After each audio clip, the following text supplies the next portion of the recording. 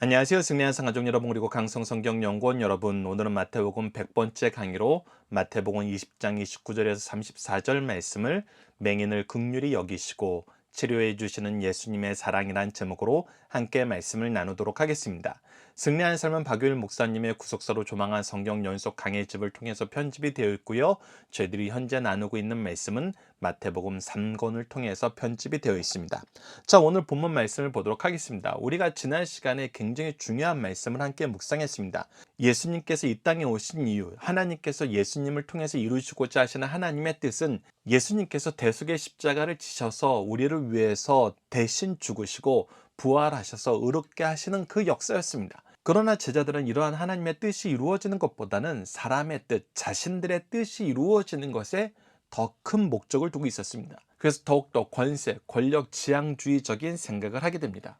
그런데 오늘 본문 말씀에서 나타나는 사람들은 바로 하나님의 뜻이 이루어지기를 바라며 하나님의 뜻 안에서 자신들의 연약함이 다시 회복되길 바라는, 하나님의 은혜가 있길 바라는 삶을 사는 두 맹인의 모습을 우리에게 가르쳐 줍니다. 자, 29절 말씀을 봅시다. 그들이 여리고에서 떠나갈 때, 이제 여리고에서 떠난다는 것은 어디로 가는 것입니까? 바로 예루살렘으로 가는 거예요. 예루살렘에 입성하시는 것입니다. 그런데 그때 어떤 모습이 드러납니까? 큰 무리가 예수님을 따르더라 라고 기록되어 있습니다. 즉, 예수님을 따라서 예수님의 입성에 동참하는 사람들이 많아졌습니다. 이것은 사람들이 보기에는 어떤 모습으로 보입니까? 이제 예수님이 올라가셔서 유월절 명절 이때에 이 세상 권세자들을 패하고 예수 그리스도의 나라를 세울 것으로 기대하고, 이 기대에 부풀어서 자기들도 그 영광을 보고 싶어서 함께하는 사람들이 많이 있었습니다. 근데 그때 이 예수님의 발걸음을 저해하는, 막는 존재들이 나타납니다. 그것이 바로 30절에 나타나는 두 맹인입니다. 보십시오. 맹인 두 사람이 길가에 앉았다가 예수께서 지나가신다함을 듣고 소리질러 이르되 주여 주여라고 얘기합니다. 주여라고 얘기하는 것은 무엇입니까? 바로 우리의 주권자 되심을 고백하는 것입니다. 사도 베드로가 예수님이 누구냐고 고백할 때 주는 그리스도시여라고 얘기하면서 먼저 주 되심을 고백한 것처럼 동일한 것입니다. 그리고 나서 무엇이라고 얘기합니까? 다윗의 자손이여라고 얘기합니다. 다윗의 자손이라는 것은 무슨 뜻입니까? 하나님께서 약속하신 메시아라는 뜻입니다. 이분에게 무엇을 부탁합니까? 우리를 불쌍히 여기소서라고 얘기합니다. 즉, 그분의 긍휼하심, 자비하심, 은혜가 한이 없으심을 요청하는 것입니다. 왜 이런 요청을 할 수 있습니까? 바로 하나님께서는 은혜로우시고 긍휼하시고 자비하시는 분이기 때문입니다. 그래서 하나님의 말씀에, 하나님의 역사에 근거한 외침을 하는 것입니다. 우리가 이 부분을 함께 묵상할 말씀을 통해서 좀 더 보도록 하겠습니다. 이사야서 35장 5절 말씀을 보십시오. 그때 바로 메시아가 오셔서 하나님의 나라를 이룰 때 어떤 일이 일어납니까? 맹인의 눈이 밝을 것이며 못 듣는 사람의 귀가 열릴 것이며, 이러한 역사가 일어난다고 성경에 기록되어 있고, 이 맹인 두 사람은 앞서 예수님을 통해서 이러한 역사가 일어나고 있다는 소식을 들었어요. 그렇기 때문에 바로 예수님께서 하나님의 뜻을 이루시는, 하나님의 뜻을 이루신다는 것은 바로 이사야서 35장 5절 말씀의 성취가 이루어질 거라는 믿음을 가지고 있었고, 그 믿음에 근거하여 예수님을 주라고 고백할 수 있었고 다윗의 자손이라고 고백할 수 있었던 것입니다. 그래서 첫 번째 문제, 두 맹인이 예수님을 다윗의 자손이라고 외친 이유는 무엇입니까?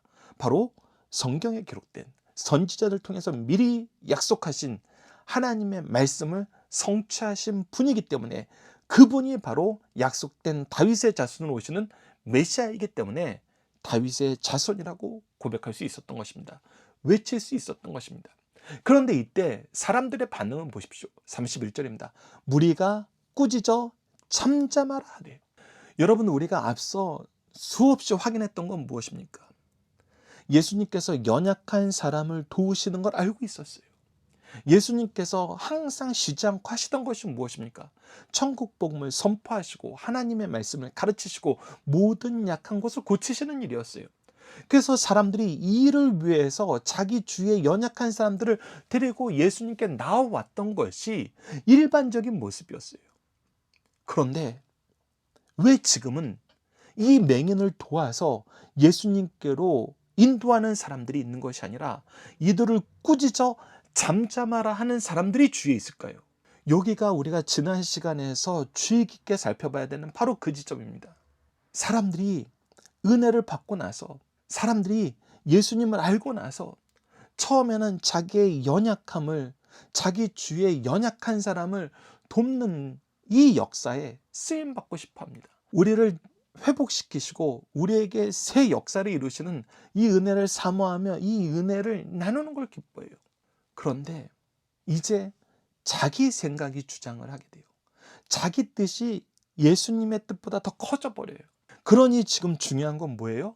빨리 예루살렘에 올라가셔서 능력 있는 사람들, 더 힘 있는 사람들, 더 영향력 있는 사람들, 그 사람들을 덮어서 패야 돼요. 그래서 자기네들이 생각하는 영광이 이루어져야 돼요.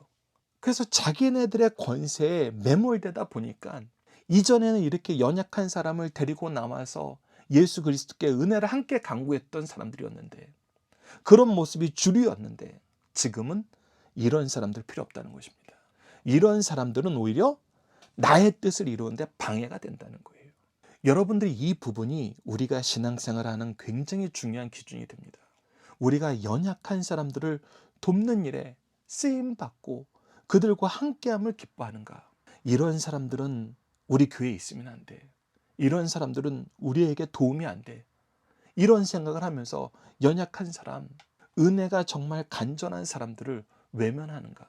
교회에 이런 모습이 있을 때 여러분들 회개하셔야 됩니다. 슬피 우셔야 됩니다. 이것을 그냥 묵도하고 넘어가셔서는 안 됩니다. 오히려 묵도하고 넘어가면 어떤 일이 발생해요?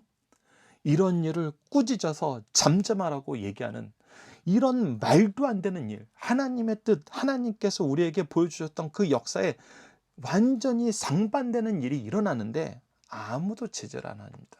오히려 그것이 맞다라고 생각을 합니다. 근데 이때 믿음 있는 자에 의해서 역사는 계속해서 하나님의 뜻이 이루어지고 나타난 쪽으로 발전을 하게 됩니다. 보십시오. 더욱 소리 질러 이러대요. 어떻게 했어요? 더욱 소리 질렀어요. 더욱 말씀에 근거하여서 외쳤습니다. 주여 우리를 불쌍히 여기소서. 다윗의 자손이요. 그들의 믿음은 심플했습니다. 말씀대로 이루어지는 역사를 내가 들었으니 말씀대로 이루어 주시옵소서. 우리가 함께 묵상할 말씀을 좀 더 보도록 하겠습니다. 고린도후서 6장 2절입니다. 이르시되 내가 은혜 베풀 때에 너에게 듣고 구원의 날에 너를 도왔다 하셨으니 보라 지금은 은혜 받을 만한 때요 보라 지금은 구원의 날이로다. 은혜의 역사가 시작되었으면 그 은혜의 역사를 인정하고 의지해야 됩니다. 그리고 이때 나가서 그 은혜를 사모해야 돼요. 바로 이 두 맹인은 하나님의 은혜를 하나님의 말씀 안에서 하나님의 뜻대로 외치고 있는 것입니다. 히브리서 11장 6절 말씀도 보십시오. 믿음이 없이는 하나님을 기쁘시게 하지 못하나니 하나님께 나아가는 자는 반드시 그가 계신 것과 또한 그가 자기를 찾는 자들에게 상 주시는 이심을 믿어야 할지니라. 이 믿음이 하나님의 은혜의 역사를 이뤄냅니다. 그래서 예수님께서 멈춰셔서 그들을 바라보고 그들에게 얘기하십니다. 자, 그럼 두 번째 문제를 함께 보도록 하겠습니다. 주위 사람들의 꾸짖음 속에도 더욱 소리 지를 수밖에 없었던 이유는 무엇입니까? 이들은 말씀에 근거한 믿음을 가졌기 때문입니다. 은혜를 진정으로 사모했기 때문입니다. 하나님의 뜻이 이루어지는데 이 뜻이 자신들을 통해서 이루어지길 바랬던 것입니다. 이때 예수님께서 반응하십니다. 32절 말씀으로 이어보도록 하겠습니다. 예수께서 머물러 서서 그들을 불러 이르시되 이제 이들을 불러서서 모든 사람들이 그들을 주목하게 합니다. 자, 다음 단락을 봅시다. 32절 하반절부터 34절입니다. 너희에게 무엇하여 주기를 원하냐? 이르되 주여 우리의 눈뜨기를 원하나이다. 이 눈뜨기를 원하나이다 라는 이 말씀이 무엇을 통해서 나왔다고요? 바로 말씀을 통해서 나왔다고요.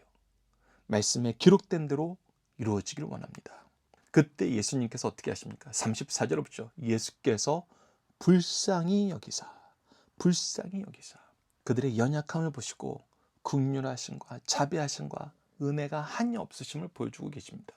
그들의 눈을 만지시니 곧 보게 되어 그들이 예수를 따르니라.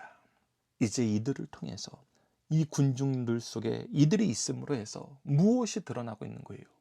하나님의 뜻이 이루어지는 것, 하나님의 역사가 어떻게 성취되는 것인지, 예수님이 무엇하러 오셨는지 이들을 통해서 다시 한번 보여주는 것입니다. 예수님은 권세 잡는 것이 목적이 아니에요. 우리를 구원하시는 것이 목적이에요. 높아지는 것이 목적이 아니에요. 연약한 자를 살리는 것이 목적이에요. 자, 함께 묵상할 말씀을 좀 더 보도록 하겠습니다. 누가복음 18장 42절 보십시오. 예수께서 그들에게 이르시되 보라 내 믿음이 너를 구원하였느니라. 그래서 계속해서 무엇을 증거하고 계세요? 믿음의 역사가 무엇인지 보여주고 계세요. 참된 믿음이 무엇인지 보여주고 계세요. 그래서 우리는 항상 점검해야 됩니다. 나의 생각이, 나의 뜻이 말씀에 근거한 믿음인가? 내가 만든 욕망인가? 이 두 것이 혼합되어서는 안 돼요. 반드시 말씀의 근거가 돼야지 하나님의 뜻을 이루는 믿음입니다. 말씀에 상관없이 내가 무엇인가를 생각하고 이루려고 하는 것은 그것은 나의 욕망일 가능성이 매우 높습니다. 계속해서 이사야서 43장 21절을 보십시오. 이 백성은 내가 나를 위하여 지었나니 무엇을 위해서? 나를 찬송하게 하려 함이니라. 하나님의 영광, 하나님의 뜻이 성취되는 것을 증명하기 위해, 증거하기 위해 세웠다는 거예요. 그래서 계속해서 주목해서 우리가 살펴봐야 됩니다. 내가 원하는 것이 나의 뜻인가? 하나님의 뜻인가? 나의 뜻일 때는 빨리 포기하고 하나님의 뜻으로 돌이켜야 됩니다.